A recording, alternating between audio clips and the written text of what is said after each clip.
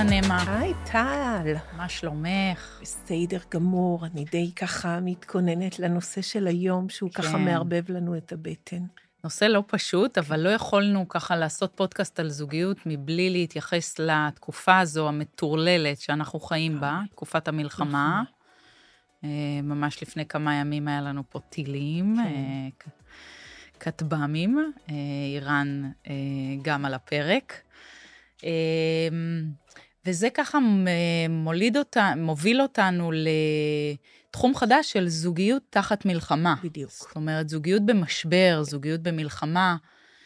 אני חושבת שאם אנחנו נסתכל על זה ככה כראייה מלמעלה, זה לוקח אותנו אל הקיצון. לגמרי. מלחמה זה מצב קיצון. נכון, והאמת היא שיש משהו במלחמה שאנחנו הרבה פעמים אומרים, אוקיי, זו תקופה, זה תכף יעבור, כן. אז בואו נשים את הצרכים שלנו בצד, ואת הזוגיות שלנו בצד, ואולי יש צרכים משפחתיים כאלה ואחרים. אבל בסוף יש על זה השפעות. אבל נכון. בסוף יש השפעות מאוד מאוד משמעותיות. וכמו שאמרת, כטבעם של מלחמות, אז יש מצבי קיצון, אז אני פוגשת את זה. זה או שזה מחבר בינינו, או שזה מרחיק בינינו, עוד לא מפרק, מרחיק בינינו. נכון, אותו דבר אגב קרה בקורונה. בקורונה מה למשל ראית הייתה תקופה מאוד מאוד ארוכה שזוגות לא נפרדו, בסדר? חיו יחדיו, אז חלק מהזוגות זה קירב ביניהם, הם אפילו לאחר מכן יצרו קשר ואמרו שהם החליטו שלא לפרק, וזה תמיד מאוד מאוד מאוד משמח. וחלק מהזוגות זה גרם בדיוק את ההפך. זאת אומרת, זה ככה להכניס אותם יחדיו לבית אחד, שבו הם צריכים להסתדר, כשבחוץ יש אי-ודאות מאוד משמעותית, שבזמנו זו הייתה הקורונה, היום זה מלחמה. כן. הדבר הזה ככה הקפיץ הרבה מאוד פיוזים. ואני רוצה רגע לשים זרקור על נקודה אחרת, נוספת, לא אחרת, כהשפעה על הדברים האלה, כי מצבי קיצון, קורונה, שהתכנסנו פנימה, וחוסר ודאות של המון שנים, של המון חודשים, ומלחמה, שזה מחוץ לבית, אחד מאיתנו יצא פרק זמן ממושך, בעצם האירועי קיצון האלה, מה שהם עושים זה או מציפים משהו שלא היה, ופתאום, משהו שהיה חבוי, כן. אבל פתאום הוא נגלה, או שמשהו שהיה, אבל עכשיו הוא הוסלם.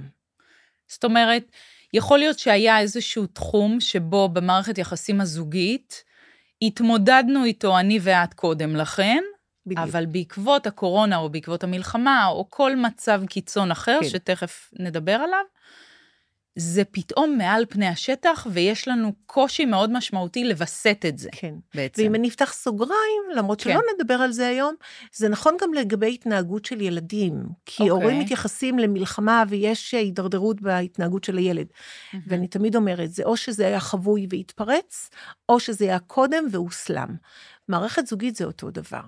היה לי משעמם איתך קודם, אבל שרדנו, אבל פתאום אתה לא בבית, ואני מסתדרת בלעדיך, אז כשאתה חוזר, אני לא בטוח רוצה את החזרה הזו. נכון, עכשיו אגב יש לי זוג, אפרופו מלחמה, זה קצת עצוב, זוג שלא דיבר קודם לכן על תהליך של גירושים, מערכת היחסים הייתה סבירה מינוס, בסדר? היה הרבה שיעמום במערכת יחסים הזוגית, הרבה, נקרא לזה, אירועים של חוסר תקשורת, ועכשיו הוא היה מגויס 4.5 חודשים, וחזר הביתה, והיא בישרה לו עם הגעתו שהיא מעוניינת להתגרש. וכאשר פגשתי אותם ככה במטרה לעשות ביניהם גישור למטרת גירושים, היא אמרה משפטים מאוד פשוטים, אבל מאוד מאוד כואבים. היא אמרה, תשמעי טל, אני הבנתי בתקופה הזו שהוא לא נמצא, שאני לא זקוקה לו יותר. הוא גם חזר מאוד עצבני, מאוד לא רגוע, אבל גם אני שמה את זה בצד, ראיתי שאפשר בלעדיו, ואפילו קל יותר בלעדיו. זה אחת התובנות באמת שגם אני נתקלת בקליניקה שלי, גם זוג שהוא באמת נלחם, והיא אמרה לי, היינו זוג שעושה הכל ביחד, לקנות ג'ינס, כן. לא הייתי הולכת בלעדיו. הייתי כל כך תלויה בו, וכשהוא לא היה בבית, ויש להם 2 ילדים קטנים, כן. הייתי במשבר נוראי, איך אני מסתדרת לבד? לא היה לי שום כישורים לכלום. וואו. זה תמיד היה איתו. אבל לא הייתה לי ברירה, אחרי שנפלתי אז קמתי, והלכתי להדרכה הורית, ופתאום אני מסתדרת, ופתאום דווקא נחמד לנו, והשגרה היומית נחמדה, והוא חוזר הביתה. ומה אני עושה איתו? זה פתאום מפריע לי. כן, וואו. ההימצאות שלו מפריעה, אני רוצה לבד, הוא רוצה את הביחד, ודווקא זה מפריע לי, הנוכחות שלו מפריעה, ואני נורא נורא דואגת, שהמערכת הזו לא יכולה להשתקם בחזרה. אז המערכת משתנה, האירועים החיצוניים משפיעים עלינו, והלכנו את ואני מיד למלחמה, נכון, שזה באמת בגלל מצב התקופה קיצון, שבה אנחנו חיים, כן. אבל במערכת יחסים זוגית יש המון מלחמות קטנות, במרכאות. במשברים, כן. אנחנו קוראים לזה מלחמות, אנחנו קוראים לזה משברים, ואני רוצה שניתן לזה מילה יותר מעודנת. אוקיי. הפרת איזונים. במערכת זוגית, משפחתית, יש המון דברים שגורמים להפרות איזונים. הולדת ילד זה מבורך מאוד, אבל זו השפעה מאוד קריטית על המערכת שלנו, נכון? אבל באמת את יכולה להשוות בין הולדת ילד לתקופה של מלחמה, או קורונה, או אי-ודאות, או אדם מובטל. ההשפעות של כל אחד מהם אני לא יכולה להשוות, בוודאי שלא. אבל אם נסתכל רגע, כן. על מערכת יחסים, זה יכול להיות אפילו גם נסיעה לחול של חודש במסגרת עבודה, שזה הפרת איזונים, או מלחמה, היעדרות כזו ממושכת, אז נכון שכל נושא הוא אחר, כן. אבל ההפרת האיזונים, ההיעדרות מהמשפחה, או ההימצאות כמו בקורונה, נרצה או לא נרצה, משפיעה על האיזון המשפחתי באיזשהו אופן. אבל יש לנו יכולת להבין שהדבר הזה הוא דבר זמני. אני הרבה פעמים אומרת ללקוחות שמגיעים, תראו, אנחנו בתקופת מלחמה, לא כדאי לקבל החלטות כרגע. עשיתי אגב את אותו דבר גם בקורונה, אבל כרגע אנחנו בתקופת מלחמה, זה מצב קיצון. לא כדאי לקבל החלטות, אז גם אחרי הולדת ילד. זה לא ברור מאליו שיש פה איזושהי תקופה, שהיא תקופת הסתגלות, שלא צריך לקבל בה החלטות. זה נכון, אבל אם אנחנו נזכור את מה שאמרנו קודם, כן. יש מצבים שזה היה קודם. זה לא יש מאין. זה לא יש מאין. זאת אומרת, בעצם קודם לכן מערכת היחסים, הייתה איזושהי קרקע שביעה קודם, והדבר הזה הגיע, בין אם זה מלחמה, קורונה, הולדת ילד וכן הלאה, וזה ככה נתן את הסטמפה שאנחנו לא יכולים להיות ביחד. בדיוק זה. קורונה הרי מה שהיא יצרה, שהיא גרמה לזוגות להיות יחדיו 24/7, כי אי אפשר היה לצאת החוצה, אז פתאום כל האושר שלך, כל השיח שלך, כל העניין שלך תלוי בבן זוגך. ואמרה לי פעם מישהי, אני מסתכלת על בן זוגי, ואני אומרת, וואלה, משעמם. ומה התוצר לא שפגשת אחרי הקורונה? את יודעת, אנחנו קוראים על בייבי בום, כן. הרבה פעמים. היה גם בייבי גט.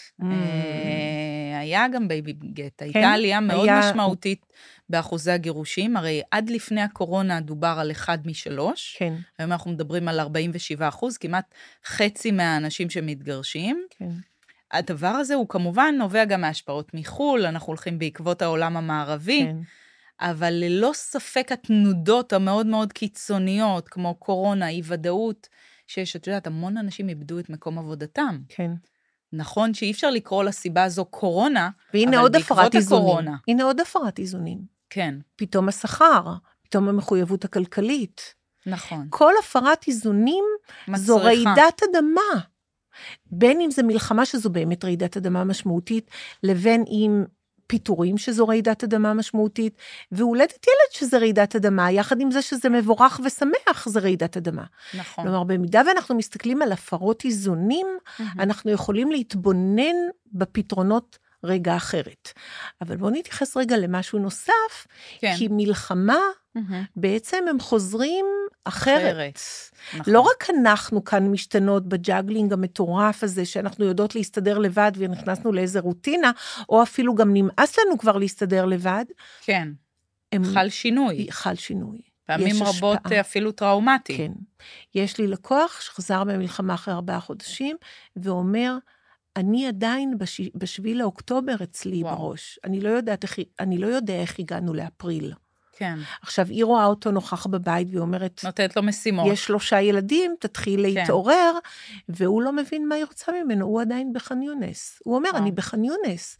עכשיו, את רואה בן אדם, שבתוך ראשו מתחולל סנריו, שיש ציפייה ממנו לתפקוד, גם לפעמים גם הגברים עצמם מרגישים רגשות אשם, כי גם הם מצפים מעצמם, כי הם יודעים שהיא הייתה לבד, ונורא בא לי, וגם עם הילדים, אבל יש פה איזשהו פער, בין מה שאני מסוגל, לבין מה שמצופה ממני, או אפילו מה שאני מצפה מעצמי, ולא פעם זה גורם לקצרים, כי מספיק שיש מילה אחת שמופרחת באוויר, זה טריגר לפצצה גרעינית בזוגיות שלנו. זאת אומרת, אנחנו יותר רגישים בתקופה הזו? הרבה יותר רגישים. זה יכול להיות שאיזו מילה תוציא אותנו מאיזון? לגמרי, וגם לא ביקשתי, 4 חודשים הסתדרתי ולא ביקשתי שום דבר, מה כבר ביקשתי?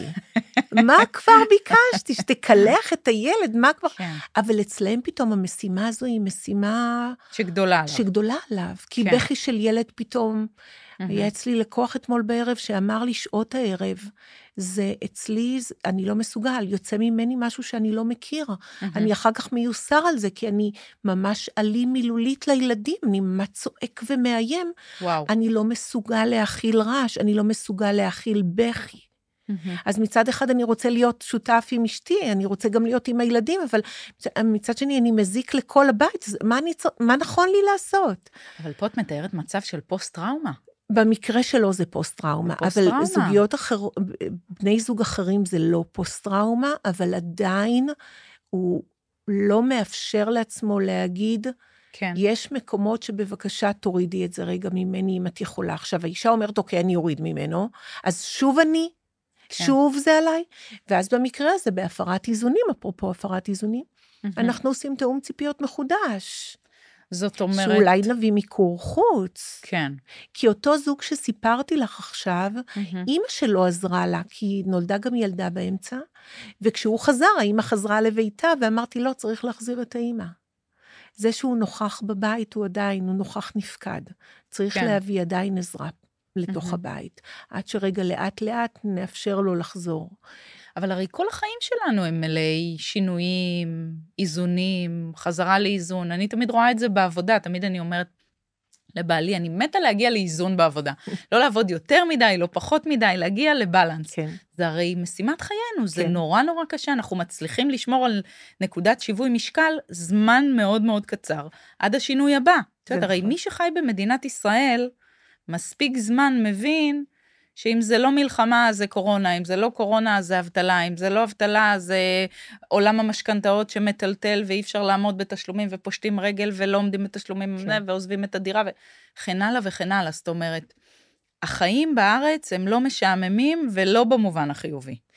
וזה בדיוק המקום שאנחנו מובילות אליו, שהעולם השתנה. כן. ההתמודדויות השתנו. נכון. האיזון במשפחה השתנה.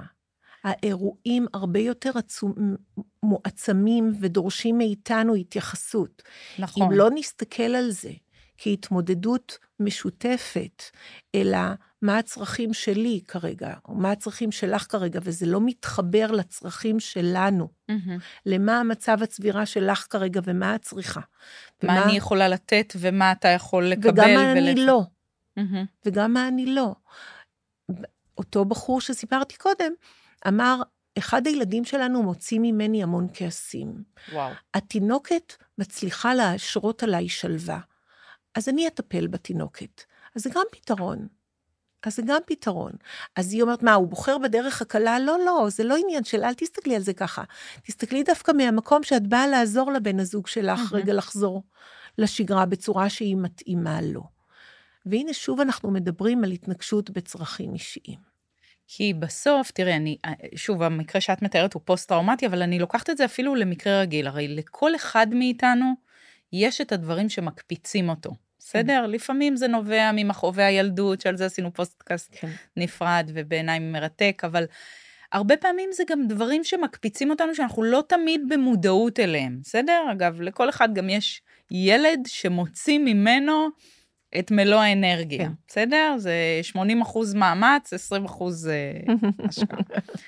אני אומרת, המקומות האלה, זה בדרך כלל המקום שבו שמים לנו מראה. כן.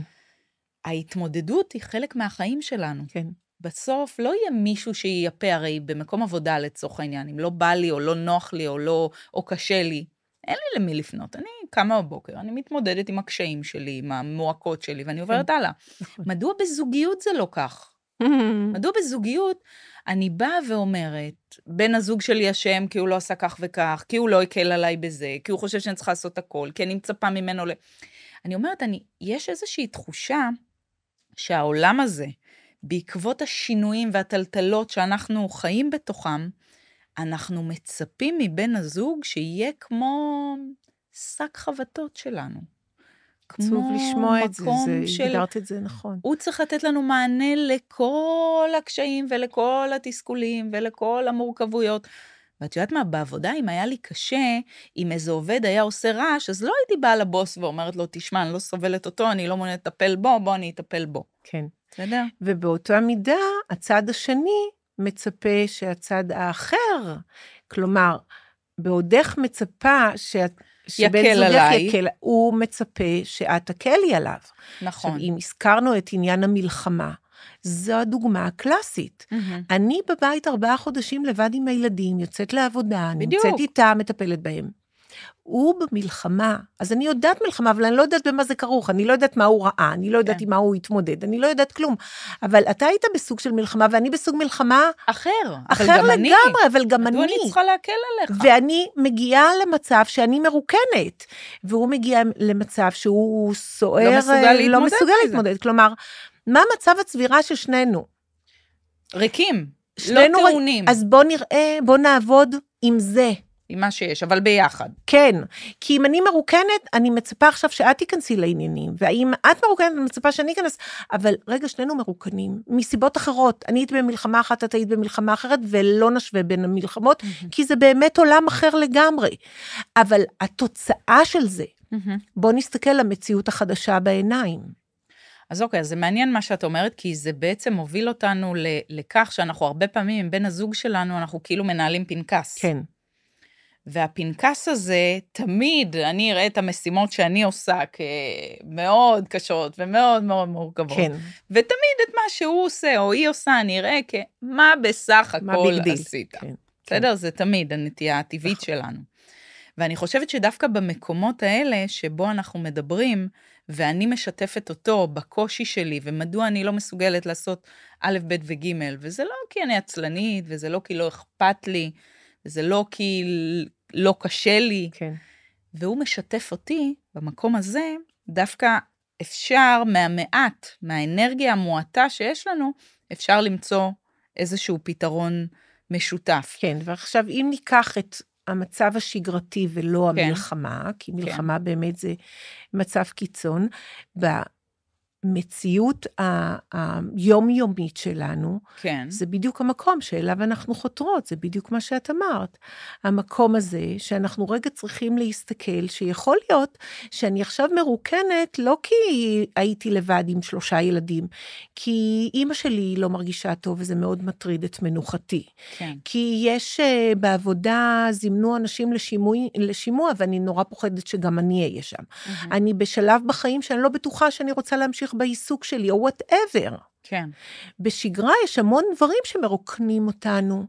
נכון, השאלה אם אתה יודע, אמרה לי את זה פעם פסיכולוגית מקסימה, את הדברים שמרוקנים אותך, אתה מאוד מאוד מודע. כן. אתה בדרך כלל מודע כשהגעת לאפיסת כוחות, או שאתה מרוקן לחלוטין, אבל אתה מודע. שאתה מגיע לשם.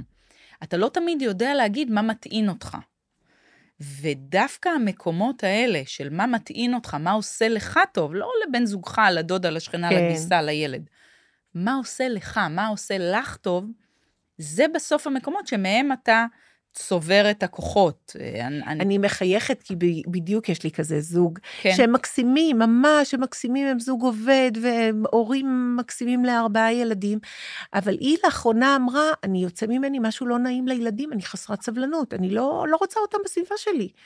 וכשרגע ניסינו להבין, אז היא באמת עסוקה בלספק את הצרכים ואת הרצונות של כל העולם, וכששאלתי אותה, מה את צריכה? אמבטיה עם קצף. אני לא יודעת. היא אמרה לי, אני לא יודעת. אמרתי, רגע, ומה הצרכים שלך? היא אמרה, אני לא יודעת. בעלה אמר, תגידי, אם זה אומר שאני צריך יום שלם לעבוד מהבית ולפנות אותך, אני אעשה את זה. מאוד בא לקראתה. היא אמרה, אני לא יודעת, אני לא יודעת מה אני רוצה. מה, כי זה נובע, את יודעת, זה מעניין, כי זה נובע מזה שהיא לא, אין לה רגישות לגבי עצמה, היא לא מודעת, היא כל הזמן הייתה בנתינה, היא במקום היא כל הזמן הייתה בנתינה, היא לא ראתה את עצמה, היום היא אומרת, לא רואים אותי, אבל רגע, את ראית אותך? כן. אז נכון שאנחנו עושים מאוד. כי בעצם הרי לפני שהיינו זוג, זה בעצם מודל הבית שלך, אמה. נכון. אני למדתי אותו ממך. לפני שהיינו זוג, היינו קודם כל טל ועידו. קודם כל היינו בני אדם. בדיוק. ואנחנו בזוגיות, ברגע שאנחנו נכנסים לזוגיות, אז אנחנו למדים שאנחנו אמורים לוותר אחד למען השני. בוא נשנה את המינוח, כי זו מילה שאני לא אוהבת. אוקיי. כי כשאני מוותרת, אני מוותרת עליי. מתגמשת. אז אני מתגמשת, בדיוק. אני שומרת על הצרכים שלי, ואני מתגמשת מעצם היותנו זוג. נכון, אז בעצם אנחנו באים ואומרים, קודם כל אנחנו, שימו לב, אנחנו קיימים פה. כן. בסדר? נכון. אחר כך אנחנו זוג, ואחר כך אנחנו הורים לילדים. כן. בסדר? אז קודם כל, להבין את זה שיש מקום לצרכים שלי, והם קודמים לצרכים של בן זוגי ולצרכים של הילדים שלי. וזה בדיוק המודל שאנחנו רוצים ללמד איך לעשות את זה נכון מתחילת הדרך. נכון. אבל בסופו של דבר אנחנו פוגשים זוגות גם אצלי וגם אצלך, כן, שכבר בסוף. מתחיל משהו להיסדק, אוקיי? כן, את פוגשת אותם כשמתחיל משהו להיסדק. אצלי כן. הם מגיעים כשכבר מאוחר מדי. כן. אז כששאלתי אותה מה את צריכה, אז היא אמרה שיראו אותי. אמרתי לה, איפה את רואה את עצמך? והיא אמרה, לא יודעת. אז אם את לא רואה את עצמך, אחרים לא יראו אותך. ואז הוא התערב, והוא אמר, רגע, אני נורא אוהב, מלכתחילה, אהבתי את העובדה שהיא לא תלויה בי. היא לוקחת את האוטו לטסט, היא הולכת למוסך. מה את אומרת עכשיו, שיהיו לה צרכים ואני אצטרך לעשות את זה? החשיבה על מי, עליה או עליו? עליו, ברור. כל אחד מאיתנו חושב בסוף על עצמו. את חושבת? כל אחד מאיתנו חושב על עצמו? כל אחד מאיתנו, א', אמור לחשוב על עצמו, וברגע שהוא גדוש, הוא לא חושב על האחר, הוא חושב על הצרכים הרגשיים. אותה אימא שאמרה, אין לי סבלנות לילדים, נכון, היא לא מסוגלת, היא הגיעה לקצה. היא הגיעה לקצה. כן. ונכון... אבל עד אותו רגע, היא מילאה את, נקרא לזה, מלוא תפקידה האמאי וההורי בצורה מיטבית, והיא ראתה את הצרכים של הילדים קודם. נכון, אבל היא אמרה, באתי מבית הוריי כששיקפתי לה, כי גם אני אחות כזו. זאת אומרת, היא אדם מאוד מאוד מרצה ומאוד מכיל ומאוד מעניק. נכון, אז הנקודה הזו, זה לא משבר. אני קוראת לזה כאבי גדילה או שלב ההתפכחות. אוקיי. שהבאתי איזשהו דפוס ילדי שלי למערכת הזו, שעבדה לנו. כן. אבל פתאום אני רוצה לגדול קצת, לא בא לי לרצות. אז רציתי את ההורים שלי, ורציתי את הילדים, ורציתי את בעלי, אבל פתאום אני רואה שיש לזה מחירים יקרים, ואני רוצה אחרת. זה לא אומר שצריך לפרק את המערכת, זה לא אומר שהאישה שלך משתנה, כי עכשיו היא לא תיקח את האוטו למוסך. כן. זה אומר שאם באמת דיברנו על אהבה, זה למרות השינוי, אני הפרטנר שמגמיש עכשיו את צעדיי, כדי שאת תיכנסי פנימה ותראי אותך. אז בעיתות משבר בעצם, השינוי הזה שאת מדברת עליו, הוא קורה מהר ובעוצמה. כן. זו הסיבה שהרבה פעמים קשה לנו להכיל את זה בזוגיות, ואנחנו רואים גל מאוד גדול של גירושים בסיום תהליכים כאלה, אם זה בסיום הקורונה או סיום מלחמה, זה ברור שזה יבוא, ובעצם מה שקורה זה שהכל התעצם, הכל נהיה קיצוני יותר. אם קודם השתעממתי עם בן זוגי, או אם קודם הרגשתי שאני עושה את הכל, אז היום הוא בכלל לא נמצא, אני עוד יותר, אני לא זקוקה לו, וכן הלאה וכן הלאה. כן. הכל נהיה מוקצן יותר. בעיתות קצה, זה באמת נכון. נכון, אבל את אומרת שלא רק בעיתות קצה. זה חבוי עוד קודם, או שזה היה והוסלם בעיתות קצה. כן, והדרך הנכונה להתמודד עם זה, זה בעצם לעשות איזשהו תהליך, שהוא קודם כל לראות את עצמי, לאחר מכן לראות את בן זוגי, ולאחר כל אלה, לראות את צורכי הילדים. נכון. מה שאגב, לא קורה ביום יום, בסדר? לי יש חברה שאמרה לי, כששאלתי אותה על הזוגיות שלה עם בן זוגה, אני יודעת שהילדה שלה עם בת 3.5, עדיין ישנה איתם במיטה. אז שאלתי אותה, תגידי, איך זה עובד? איך הוא מקבל את זה? איך זה ככה... אז היא אמרה לי, תשמעי, אנחנו שמים את הזוגיות שלנו בהולד, אנחנו ככה ממתינים, מתישהו היא תגדל, ומרצונה היא תעבור לחדר שלה. אמרתי לה, מה זאת אומרת אתם שמים בהולד? עד איזה גיל היא תישן איתכם? האם כל לילה היא ישנה? כן. היא מתחילה את הלילה אצלה, ואז לקראת השעה 10 או 11 היא מגיעה אלינו, ומאוד כיף לה. וגם לי כיף שהיא מחבקת אותי, ונחמד לי, ואז וטוב לי. איך ההשפעה של זה על הזוגיות? אפשר לומר שאין להם יחסים זוגיים, קונבנציונליים, כן. פר אקסלנס. מאז שהילדה נולדה, הם צריכים ללכת למלון. אז יש לי גם זוג כזה שהילדה בת 7 או 8 שהיא כבר גדולה, כן. ובאמת אותו דבר ישנה ביניהם. כשהם באו לדבר על הפערים במערכת הזוגית שלהם, התנאי שלי היה שהילדה יוצאת מהמיטה. כן, זאת אומרת אפשר קודם קודם. באיזה שעה היא כבר נכנסת לנועל שינה, לא 10 בלילה, הרבה קודם, כי 10 גם הם עייפים והם נרדמים. ברור. בטח לא נרדמים איתה, ובטח לא במיטה שלכם, ובאמת כשהם עשו את השינוי הזה, הם באו יותר מחויכים, ואמרתי מה קרה. אז הם אמרו, היא ישנה מוקדם יותר, אז אנחנו יושבים במרפסת עם זה, ואנחנו הולכים לישון ביחד, היא לא נרדמת עם הילדה, ואני משועמם ב8 בערב. כמה זה נורא חשוב. כן, דברים שאנחנו לא מייחסים להם אולי את החשיבות המספקת, כי אנחנו שמים את הצרכים של הילדים לפנינו. כן. ותראי איך אנחנו לא באמת מבינים שהדברים האלה, לכאורה קטנים, כן. הם מאוד משפיעים על המערכת הזוגית שלנו. הם באו ממקום שאנחנו לא רוצים להישאר ביחד. והשינוי שהילדה יצאה מהמיטה והתחלנו לפתח, וזה לא רק לטובת הזוגיות, גם זה לטובת הילדה. זה לטובת הילדה. לגמרי לטובת הילדה. הייתה לי אם חד הורית, שהבן שלה, יש לה בן אחד, והוא היה ישן איתה במיטה, הילד כבר הגיע לגיל 12, והיא אומרת לי שהוא ישן איתה במיטה. וואו. ואני באמת אמרתי, וואו, נורא כיף לי, וגם נורא כיף לו. אז אמרתי, אני חייבת להשתמש במשהו כדי לנער אותה. ואז אמרתי לה, אני לא בטוחה שזה נחמד, שהילד המתבגר שלך, מתבגר מתחת לשמיכה יחד איתך. אוקיי, מה היא אמרה? נפל לה הסימון. היא לא ראתה את זה ככה. אנחנו מסתכלים על דברים בצורה מאוד, על הילדה כיף לישון איתנו, היא לא תישן כשהיא תהיה חיילת, נכון? ולנו, כן. הם לא מבינים את ההשפעות של זה, לא על הילד ולא על המערכת הזוגית.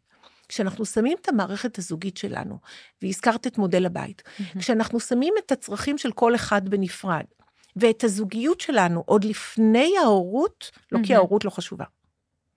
כל המבנה המשפחתי מקבל צורה אחרת. כן. אז אם דיברנו על הפרות איזונים או מלחמה משפיעה עליי, משפיעה עלייך, כן. משפיעה על הזוגיות שלנו. נכון. יש הרבה אגב שמדווחים שעד עכשיו, חצי שנה לאחר מכן, מערכת היחסים הזוגית, לא חזרה כן. להיות מה שהיא הייתה. אחת המשתתפות בסדנה אמרה, בעלי חוזר, בסוף שבוע, סוף סוף מהמלחמה הרבה זמן, ואני והילדים, מה זה מחכים לו, ואמרתי לה, אני רגע רוצה שנעשה, מה התוכניות, אנחנו הולכים לעשות את זה ולעשות את זה.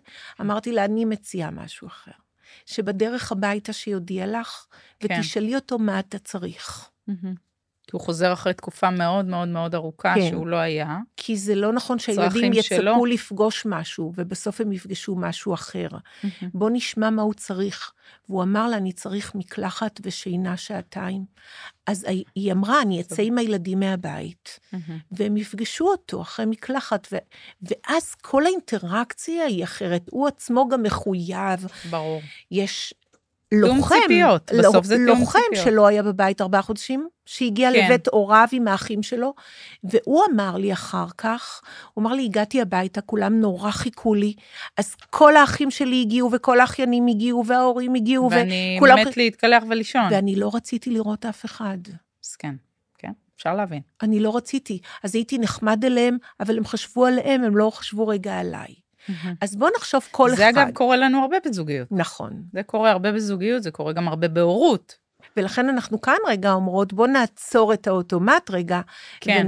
ונראה מה אני צריכה בשלב הזה, ומה הוא צריך בשלב הזה, ואיך אנחנו בונים גשר במקום הזה.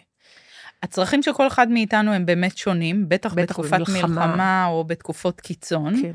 אבל אני חושבת שהיכולת לדבר, את יודעת, מזמן כבר הבנו שזה לא מה אני אומר, נכון. זה איך אני אומר, נכון. איך אני מעביר את המסר. כן, כן. אני רואה הרבה פעמים על עצמי, שכאשר אני לא רגועה, או אני מדברת בעצבים, גם אם המסר נראה כן. לי מאוד פשוט, אני לא מצליחה להעביר אותו בצורה שהצד השני, בין אם זה בן זוגי, או לקוח, או כל גורם אחר, המסר לא נקלט באותה צורה. כי כשאני עסוקה בלהסתכל על הצרכים שלי, אני לא במקום שבו אני מצליחה, להעביר אותם לצד השני. כן.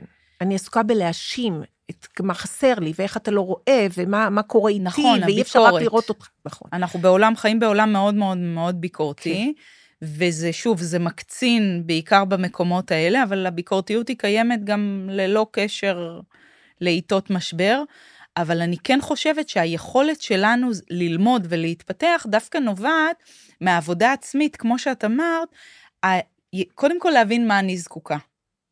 ולאחר מכן להבין מה בן הזוג שלי זקוק. וצריך לזכור שהוא בן הזוג שלי, עם כוונות טובות. נכון, לתת לו את ה-benefit of the doubt. רגע, נכון, וגם את אחד המשפטים שאני חושבת שכדאי לשנן, וזה לא תמיד פשוט, כן. זה לא נגדי, זה בעדו. זאת אומרת, זה טריוויאלי שהוא יחשוב על עצמו לפני שהוא חושב עליי. זה טריוויאלי, וגם הפוך זה טריוויאלי. אני לא צריכה להרגיש אגואיסטית, נכון. אם אני חושבת על עצמי. בדיוק, ואם נדבר על אגואיזם זה לחשוב על עצמי על חשבון מישהו אחר. כן. וכשאני מאשימה אותך, אני אגואיסטית, כי אני חושבת רק על הצרכים שלי. אבל כשאני אומרת, אני זקוקה לזה וזה המצב שלי כרגע, ואת אומרת את אותו דבר, אנחנו בפתרון משותף לסיטואציה. מעניין. זה כולל שבת בבוקר. כן. שלא בא לי כל בוקר לקום ואתה ממשיך לישון כי היה לך שבוע קשה. נכון. בוא נדבר, גם אני רוצה בוקר אחד רגע, אוקיי? נכון, אצלנו זה שישי. או שישי. אז בואו נדבר על זה, כי אם אנחנו מסתכלים עלינו כצוות מנצח, המטרה הראשונה, הצורך הראשון כדי שנגדיר את עצמנו צוות מנצח, זה שיש לנו מטרה משותפת. והמטרה המשותפת שלנו זה באמת לשמור על הבית ולחצות מחלוקות, כן. קונפליקטים, משברים, וברגע שיש אירוע מכונן כמו מלחמה או מלחמות קטנות בדרך, ואני עסוקה כן. רק בעצמי כרגע, אני לא פנויה. אני לא פנויה ואין באמת גשר, וכל אחד ידאג רגע לצרכים שלו. במצבי קיצון, כל אחד עסוק בעצמו. כן, האמת שגם פירמידת הצרכים של מסלו, שלמדנו בשנה א', כן. גם מדברת על נכון. למקום הזה. טוב, היה מרתק, אמה. לגמרי, היה מרתק, כן, שנעבור כן. את התקופה הזו בשלום. ובואו נעודד את המאזינים שלנו, שבאמת משברים או אירועים מכוננים בין מצב קיצון של מלחמה, לבין מלחמות קטנות בדרך. כן, בין אם מדובר באבטלה, הולדת ילד, כן. אז אנחנו לא משנים את המציאות, זו המציאות. אנחנו רוצות רגע לתת גישה אחרת למציאות, שהיא בעצם מאפשרת לראות את אותה תמונה בצורה אחרת, ולקדם אותנו לקרבה, ולא תשפיע על הריחוק שמתקרב ובא. נכון, כי הביחד חשוב יותר מהכל, אבל ביחד בטוב. ביחד בטוב. בטוב. הכי טוב. תודה רבה, הכי טוב שיש, תודה. היה כיף.